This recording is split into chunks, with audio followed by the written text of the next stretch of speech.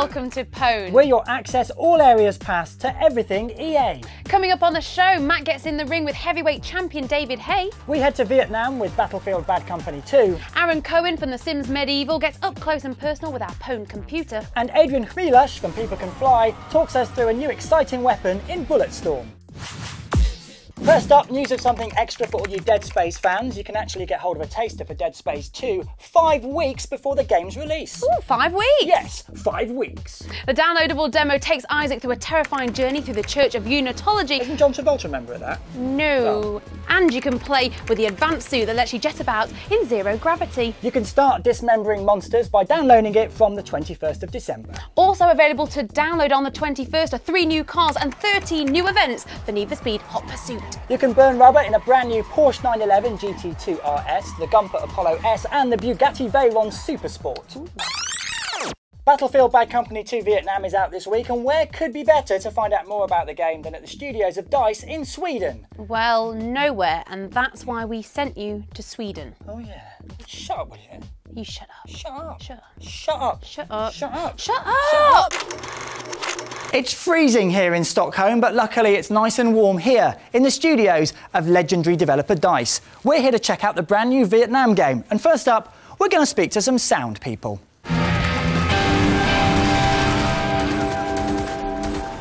So guys, when you found out you were doing the audio for Battlefield Bad Company 2 Vietnam, how did you feel? I don't know, I felt pretty excited. Started thinking about all those old Vietnam movies, you know, Apocalypse Now and all that kind of thing. Could you just play us, we've got the M79, which is the grenade launcher, and it's called the Thumper, so just play that for us, Olof. Yeah. How was that made? Magnus, the senior sound designer on the project, he did it by tapping his keyboard stand, which had that sort of hollow sound, and that was sort of mixed in with other sounds. Sometimes, you know, it's more creative than authentic, but still it sounds like what you might expect it to sound like. So we've also got the flamethrower in the game, which is an iconic weapon. Yeah, we can play it back. So that was made from a mixture of sounds, wasn't it? Yeah, it was fire extinguisher. And also a hot air balloon and a jet. How did you go about recording the sounds of guns for the game?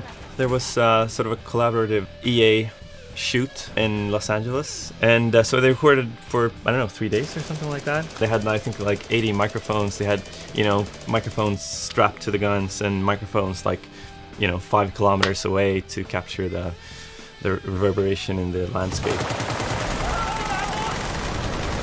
So Marie, how important is it getting environment sounds that might be way down in the mix? I think it's important because it sets the mood to stuff besides the music.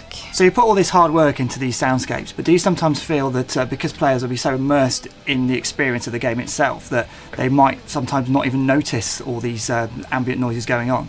If you're a sniper, for example, and you're sniping away from the heat of the battle, I mean, if you hear a little bird tweet, a mosquito go past your ears, that just enhances the feeling of being that sniper. And is doing the sound for a game pretty much like making a movie? It has the same bits that a movie production has, but I'd say it is for a longer period of time. And when you do sound design for a game, you have to work much more with the quality of the sound, so it doesn't feel repetitive, but it still feels unique and fresh. Whereas maybe the big explosion only comes once in your movie, but it might come 500,000 times in BC2.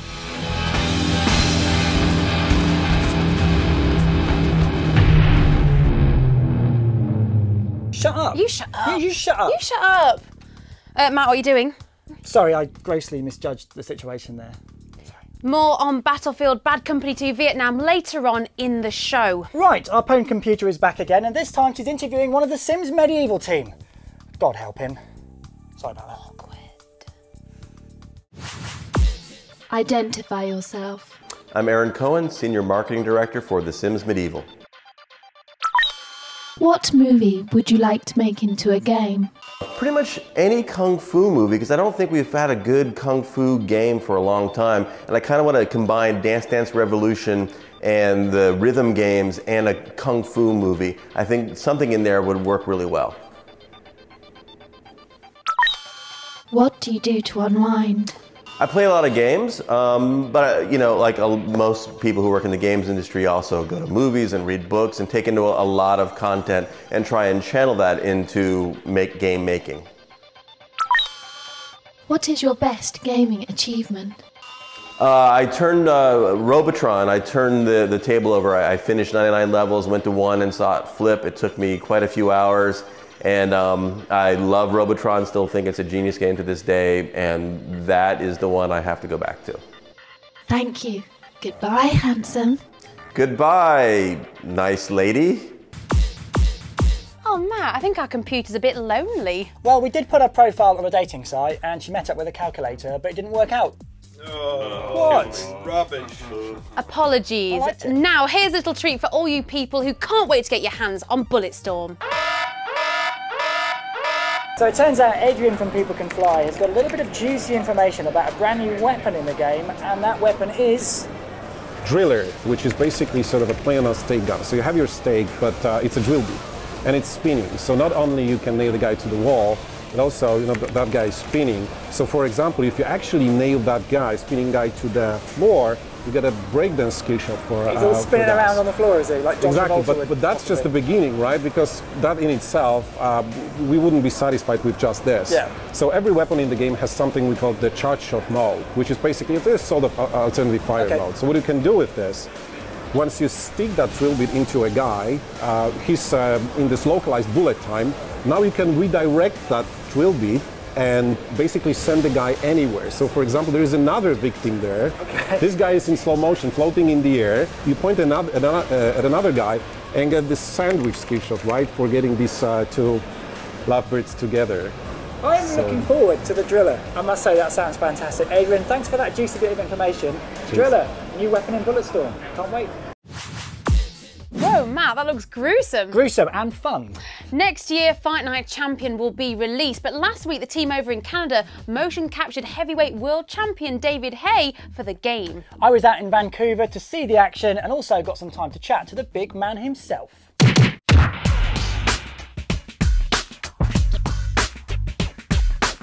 So you fought in some of the top venues around the world. How does this compare? Well, I wasn't expecting something as dramatic as this.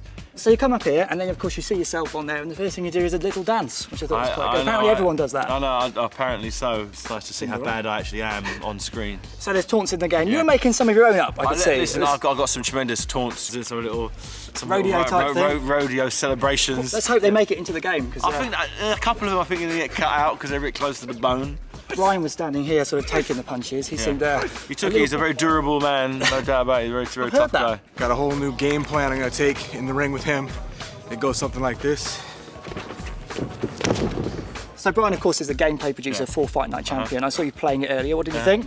I thought it was great. I really did. I couldn't. It's surreal. Playing myself, throwing the punches that I'd throw in a fight. If you weren't to play yourself and you wanted to play somebody else, who's your hero? Who would you play in the game? I'd like to play Muhammad Ali. I loved his style, I loved his looseness, the bouncing around, the long jabs. He's one of my all-time heroes. And of course you can select any fighter instantly to play against. Do you maybe wish you could do that in real life with the Klitschko brothers? Yeah, definitely. I wish it was as easy as just clicking me onto a game and playing it, but the politics that surround, you know, these big mega fights, it will happen next year. The fight will happen in 2011. What's the hardest you've ever been hit? I've been hit probably with a guy called Jean-Marc Mormec when I challenged for my first World Championship title. He hit me in the temple, real big left hook. My leg just went to jelly, but you know, I won. I knocked him out in the 7th round, so that's all right then, isn't it? Yeah, it was okay. Well, he was a good shot. He was a great champion, and he's who I won my first world title from. That's what champions do. They get back up. Are you a gamer yourself? Do you play? I used to play a lot more when I was younger. I used to play, is it Punch Out on Nintendo? Yeah. I used to play that a lot. But I always wanted a computer game where I can play myself. And I always got a lot of complaints from people, a lot of fans saying, why aren't you in Fight Night? Why are you in Fight Night? Everyone's got Fight Night 4 thinking, all right, you're not in it. I'm not in it, so don't worry, I will be in it David, soon. But you've arrived. I'm here, I've finally made it. I'm actually a somebody now.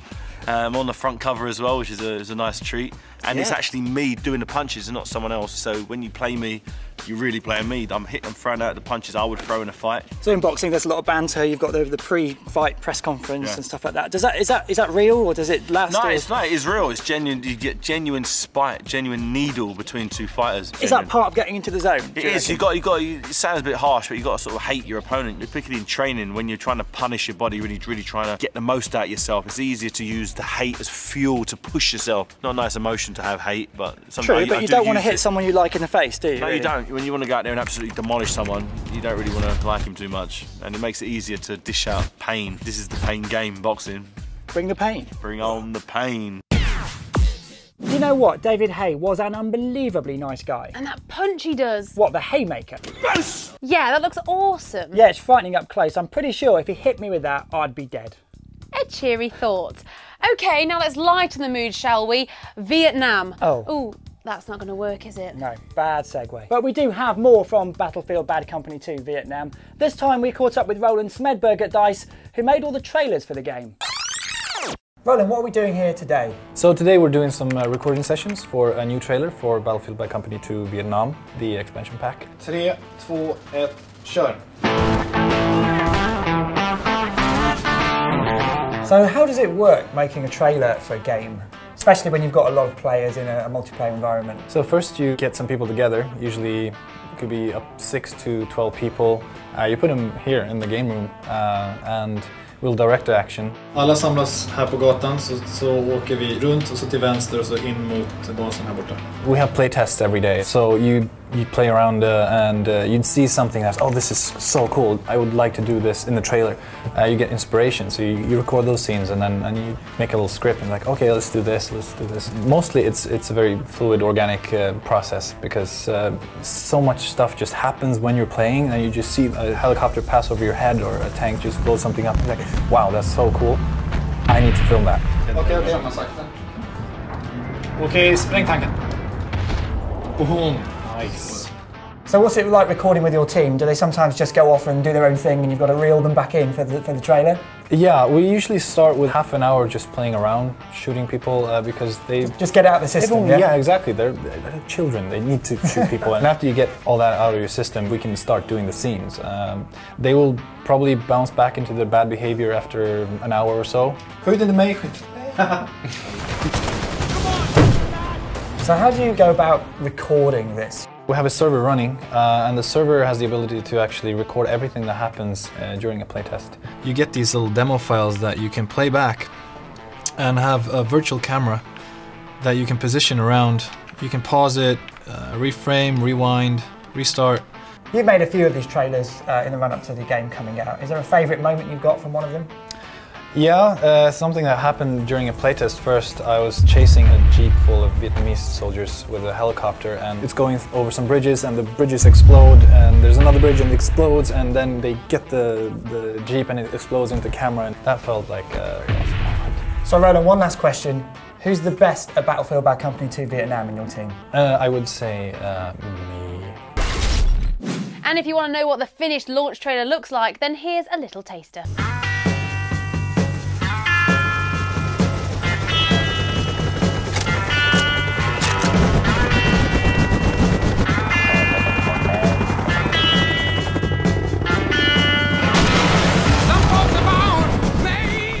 And to see the full version of that trailer, all you need to do is head straight over to battlefield.com. Right, that's it for another episode. Don't forget you can contact us at PWNED.com. You can follow us on Twitter at twitter.com/electronic arts. Or you can like us on Facebook at facebook.com/electronic arts UK. If you're watching us before Christmas, have a great Christmas and a very happy New Year. And if you're watching this in January, then happy January! Woo! We're back on January the 21st. We'll see you then. Bye.